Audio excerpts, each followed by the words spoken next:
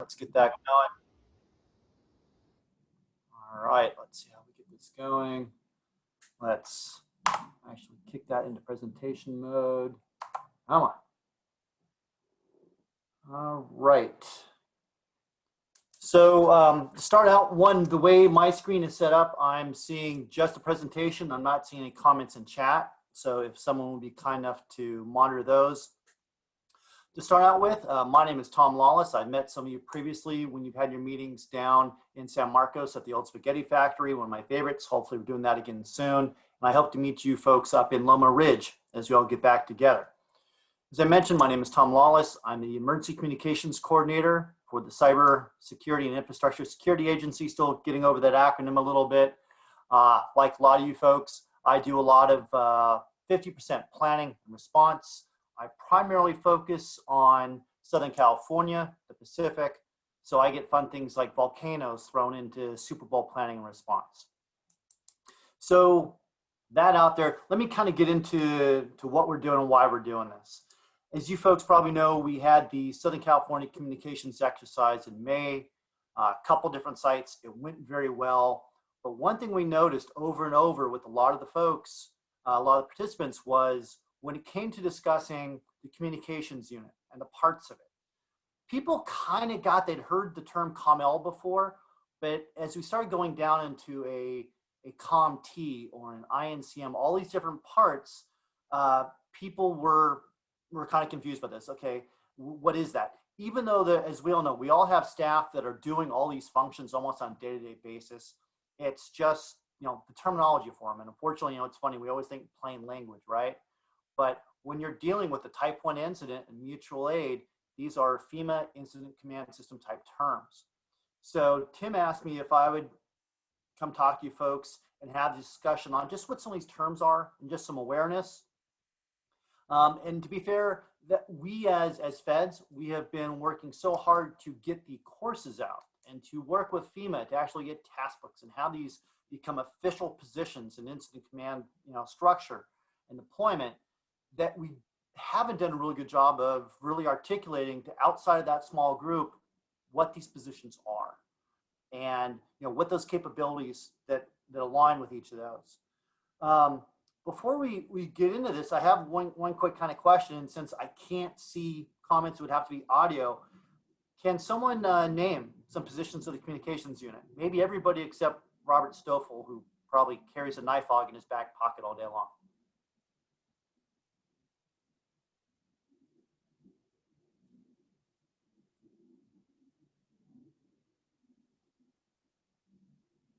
I guess real quick, I should have made sure, is my audio good? Yeah, we can hear you. Yeah, we can hear you. Okay. All right. Well, all right. So without that, we'll move on. All right. Now, incident command system, and where does communications unit sit? In a perfect world, it sits underneath a service branch, underneath logistics, underneath an incident commander. As we all know, those of us who know it for a long time, the whole point of incident command system is it's flexible. Sometimes you may be the first person there, you're the comm guy, but because you're the first person there, you're the incident commander. Or it's a type of event, you're not going to have a finance section. Or sometimes communications will be underneath the ops section.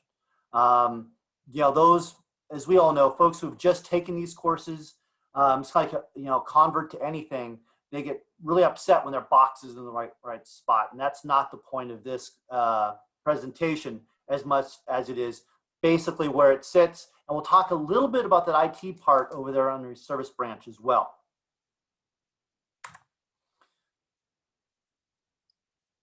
Now, before we get into positions real quick, and this is okay, you don't have to come off mute for this. Just take 10 seconds and just think about the positions that you know about that exist. Maybe COMT, COML, tactical dispatcher. Just take like 10 seconds and think about what one of those positions mean, how you understand it to mean in your organization.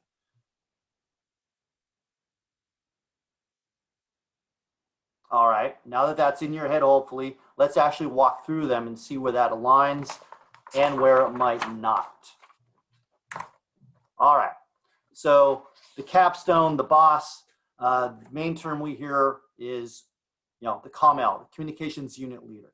Basically, responsible for plans, test and deploying communications equipment, but then also just as important, if not more, it's the leadership part. It's the accountability of your personnel, especially at the end of the event, especially you've had staff running 2 or 3 days, they demobilize, you need to know they got home safe. So yes, there's a technical, there's a management part of it. There's also a true leadership part of being a communications unit leader. Sometimes on a large enough event, you're going to have multiple COMLs. I've worked a couple of Super Bowls. I have the next one coming up in LA, and you'll actually have 8 COMLs on a shift. And what happens is there is so much stuff going on that you may have one COML doing nothing but attending meetings with other command staff. You may have another COML doing nothing but responding to email and message traffic. And there's all these different taskings, all these different things going on. You may have another COML doing nothing but looking at the communications plans.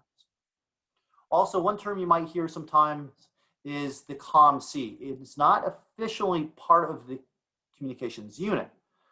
A communications coordinator is typically someone, they're not at the incident, they're not in your EOC, they're not even necessarily in your region.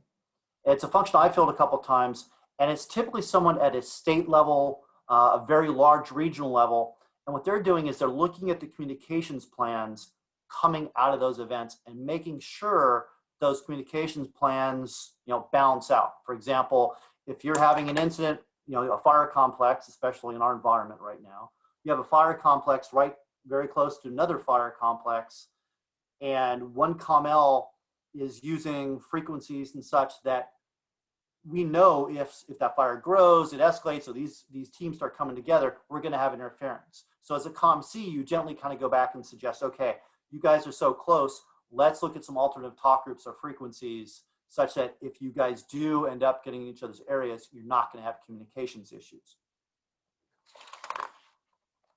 One question I have for you guys, looking at what's up here, other than people, because obviously we need people to come in and fill these positions, what kind of resources do you think a COML would need on an incident?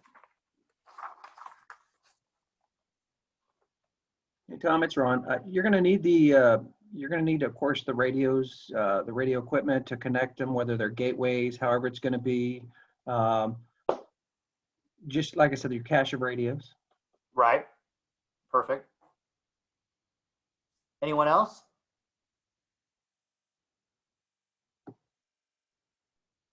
So obviously, hardware, obviously, all of us, when we respond to something, we have our own little personal cache. We have our organizational cache of equipment that's hopefully coming along with us. But also too, now this is kind of old school, but when I first started doing this, especially if I went into an area I'm unfamiliar with, been deployed to Utah, a couple places I don't go to frequently. One of the first things I do when I go into an area is I grab a phone book, or not like you do that anymore, but maybe it's their knife. Maybe you find out, do they have a state field operational guide? Is there a tactical interoperability communications plan that's been developed that they've been, kept up to date? Those kind of things, especially when you walk into an unfamiliar environment, geography, that kind of thing is very helpful. But there's a never-ending list of resources that a COML could deploy with. So let's look at the COMT. All right, this is the person that gets it done. The COMT handles anything that needs to be plugged in, programmed, deployed, issued, or repaired. So taking a look at what's on here, what are some other things a COMT might do at an incident?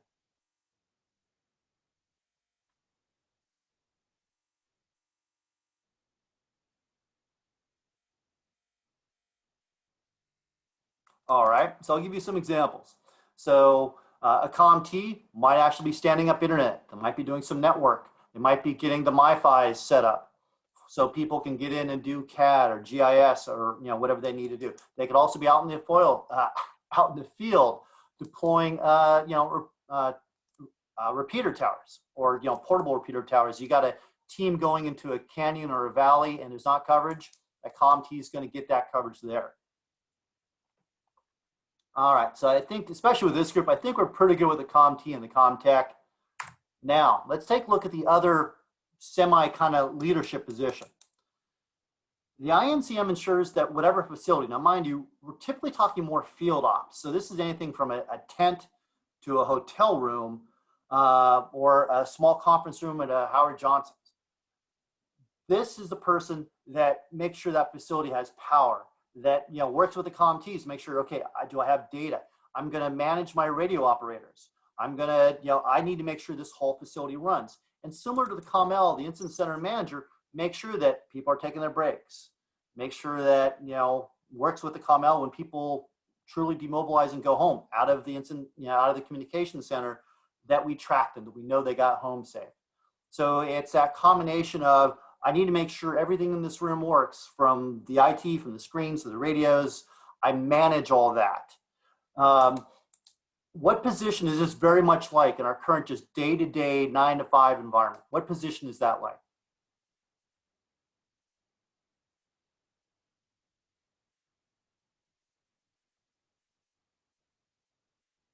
All right. So at least in my experience, that is very much what we see with like a communication supervisor in a PSAP, 911 center. It is your supervisor on the floor. They're not immediately taking calls, but they're making sure everything functions such that calls and radio traffic, rolls through. All right. Incident tactical dispatchers, sometimes we just call them tactical dispatchers. This is not your normal dispatcher. This is a dispatcher who can work at a rugged base camp or in a very dynamic incident. Also, too, if we think about a lot of our dispatchers, and I was a cop for 20 years, and 99% of the time, absolutely loved, having the support from the communication center. They are very, very good at their discipline. They're very, very good in their air-conditioned environment with their, you guys know, their 2 screens or 4 screens, sometimes even 6 screens. The great presentation from the OnStar folks, they're gathering all that kind of information. They're used to having all of these things at their fingertips. You put someone on the field side of that, working out of a fire camp, even just a recovery center where you've got a mix maybe sometimes of LE and fire. That's a bit of a challenge because they're not in their perfectly set environment. Also, too, and as I mentioned, there has to be some multidiscipline training. So your tactical dispatchers typically are a little bit better trained to be able to talk fire, talk LE, talk plain language, talk maybe even search and rescue and SWAT a little bit. When we were on SWAT, we actually had our own tactical dispatchers. And every subspecialty, SWAT, we all like to think, we're faster than everybody else. We have our own names for things. And so, for example, if I was to say, hey, I need someone to bring up the 40 mic, if you will, our tactical dispatcher knows what that is. And they're going to make sure that, if no one else is on it, they're going to make sure that comes to me. They're not going to manage the mission as much as a typical dispatcher would, but they're going to know the uniqueness of what our team is doing. I'm seeing this a lot on tactical law enforcement. I'm seeing a lot of tactical dispatch folks coming from there. Radios. So this is a simplified version of a dispatcher. They don't really manage the incident typically. They're not necessarily tracking, oh, somebody asked for this, oh, I've got to move that unit over there. They're just moving traffic around. However, they are still absolutely vital in maintaining situational awareness. If you're in a field incident command base or incident command post, your radio operators, because they're just hearing the traffic, know exactly what's going on and who's where. Also, too, typically what we do with the radio position, it's also a scribe position. Being on the radio, especially if it's fast and it's moving, they need a break after a while, so we move them over to the scribe. So yeah, that's pretty straightforward. It's a simplified dispatcher. Now here's something I'm sure you guys are very familiar with. How many of you use amateur radio volunteers? Or who does, since I can't see in the chat right now, just go on audio and tell me what agency you're from and if you use volunteers. And this is like the RACES folks, the ARES folks that are supporting your organization.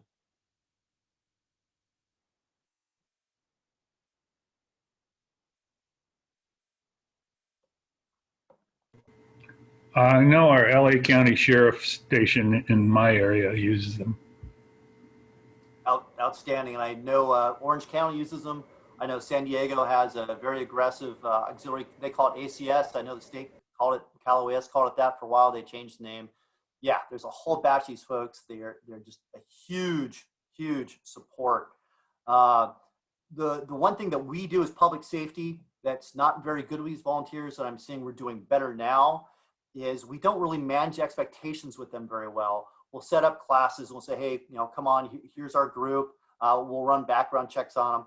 What we don't do is we don't articulate to them, if you're part of this team and you show up at 2 o'clock in the morning and you're thinking, I'm a radio guy, so of course I'm going to go into the mobile command post, I'm going to work radios. Managing the expectation of, you know what, you might be asked to go help with parking. You might be helped to go set up the food truck, because that's what we all do in incident command. We found a few people that took affront to that, and hey, and that's fine, and that's why you want to manage those expectations up front. That happens.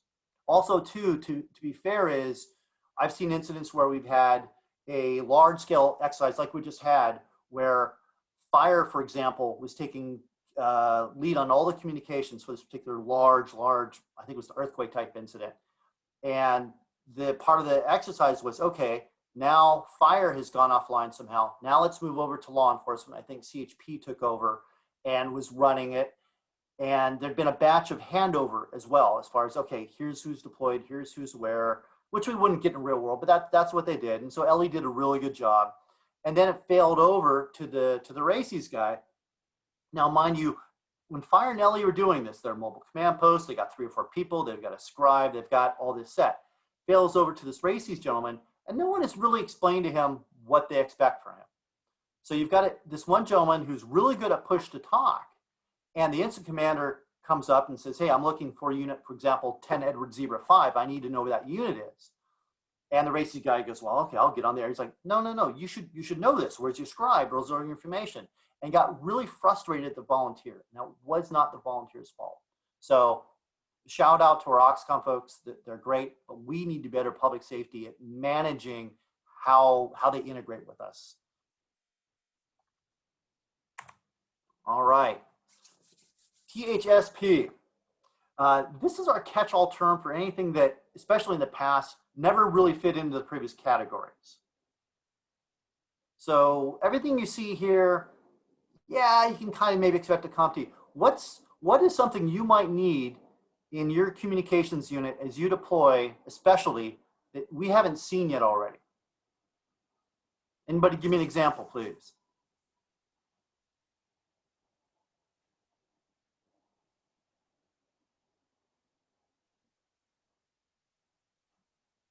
All right. So a couple of examples are, well, one, we're seeing it now, IT support.